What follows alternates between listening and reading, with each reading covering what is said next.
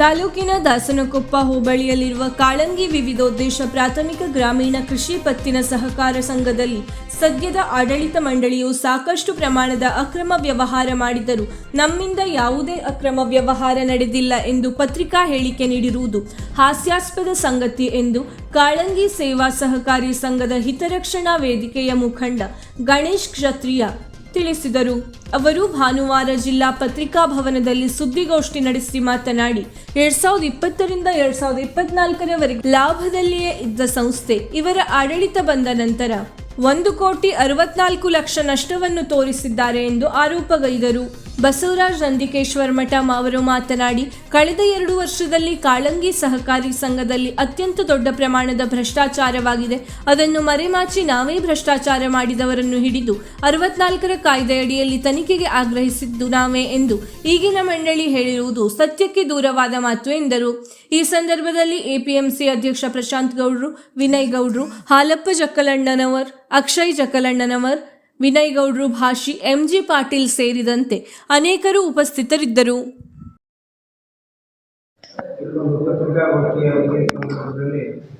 ಉಪಸ್ಥಿತರಿದ್ದಂಥ ಎಲ್ಲ ಪತ್ರಿಕಾ ಮಾಧ್ಯಮದವರಿಗೆ ತುಂಬ ಹೃದಯದ ಸ್ವಾಗತವನ್ನು ವಹಿಸ್ತಾ, ಕಾಳಂಗಿ ಸೇವಾ ಸಹಕಾರಿ ಸಂಘದಲ್ಲಿ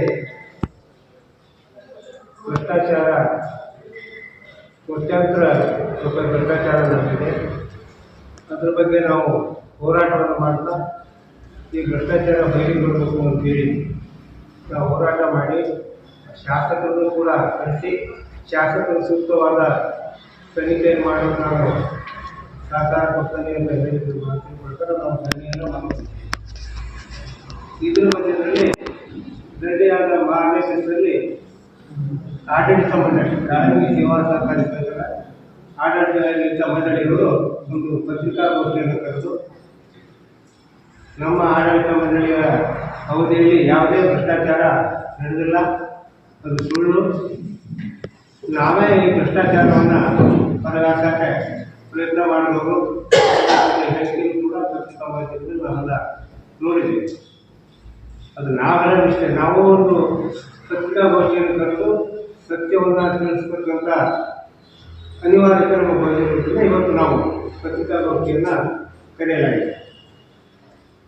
ಪತ್ರಿಕಾ ಮಾಧ್ಯಮದಲ್ಲಿ ನಮ್ಮ ವಿನಂತಿ ಏನಂದರೆ, ಕಾಳಂಗಿ ಸೇವಾ ಸಹಕಾರಿ ಸಂಘದಲ್ಲಿ 2020 ರಿಂದ 2024ವರೆಗೂ ಸೇವಾ ಸಹಕಾರಿ ಸಂಘ ಲಾಭದಲ್ಲೇ ಬಂದಿದೆ. ಮುಂದಿನ ಅವಧಿಯವರು ಲಾಭದಲ್ಲೇ ಸೇವಾ ಸಂಘಟನೆಗಳಿದ್ದು ಈ ಹೊಸ ಕಮಿಟಿ ಏನು ಭ್ರಷ್ಟಾಚಾರ ಮಾಡಿದೆ ಅಂತೇಳಿ ನಾವೇನು ಹೋರಾಟ ಮಾಡ್ತಾ ಇದ್ದೀವಿ. ಈ ಕಮಿಟಿಯವರು ಬಂದಂತ 2024-25ನೇ ಸಾಲಿನಲ್ಲಿ 1,61,00,000 ನಷ್ಟವನ್ನು ತೋರಿಸಿದ್ದಾರೆ ಆಡಳಿತವಂತೆ. ಇದು ನಾವು ಶಾಸಕರ ಬಗ್ಗೆ ಲಿಂಗಾಯತರ ವೈರಿಗಳು ಅನ್ನೋ ಲೆಕ್ಕಕ್ಕೆ ಮಾತಾಡಿದ್ರು ನಮ್ಮ ಪತ್ರಿಕಾಗೋಷ್ಠಿಯಲ್ಲಿ. ಇದು ಮೂರ್ಖರ ಪರಮಾವಧಿ ಅನ್ನಕ್ಕೆ ಯಾವ ಅಭ್ಯಂತರ ಇಲ್ಲ. ಅದೇ ಶಾಸಕರ ಆಶೀರ್ವಾದದೊಂದಿಗೆ ಇವರು ಹಿಂದಿನ ಕಮಿಟಿಯಲ್ಲಿ ಅಧ್ಯಕ್ಷರಾಗಿದ್ದರು.